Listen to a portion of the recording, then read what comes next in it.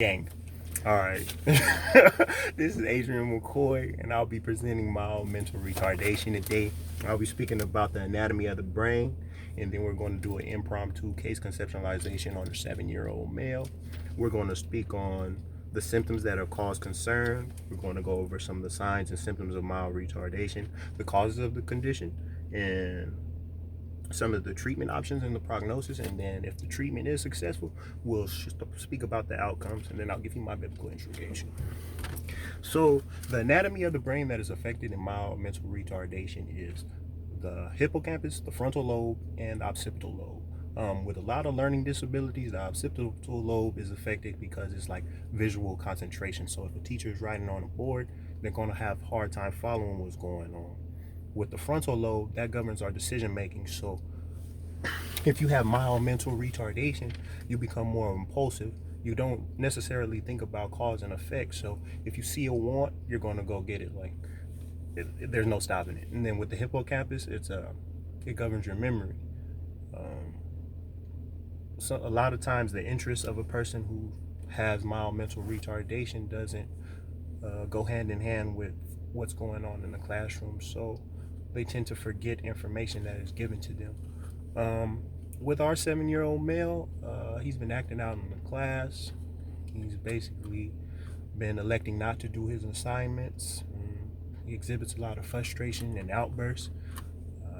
He also has a bit of a gap when he walks, and he's a little bit repetitive in his speech. Like he has trouble expressing himself. And the causes of mild mental retardation is basically like it happens like when you're young. Like you could either have meningitis, measles, whooping cough, or it could have even been like at birth, like what is that called?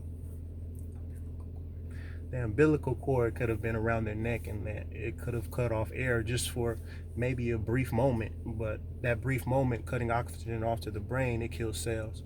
Also, head trauma or severe neglect or abuse.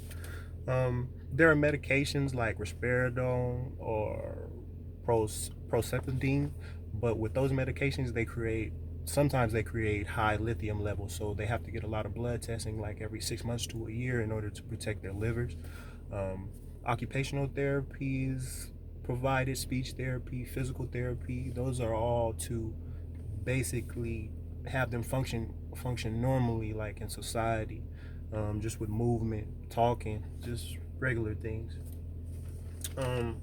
If all those go well, they can have a full, fulfilling life. I mean, it's a mental hang-up. It's more social than anything, or academic. But I mean, it's nothing but it's a little hindrance. For my biblical integration, I'd like to quote Ephesians chapter 2, verse 10, and that'll be, "For we are God's handiwork, created in Christ Jesus to do good works, which God prepared in advance for us to do."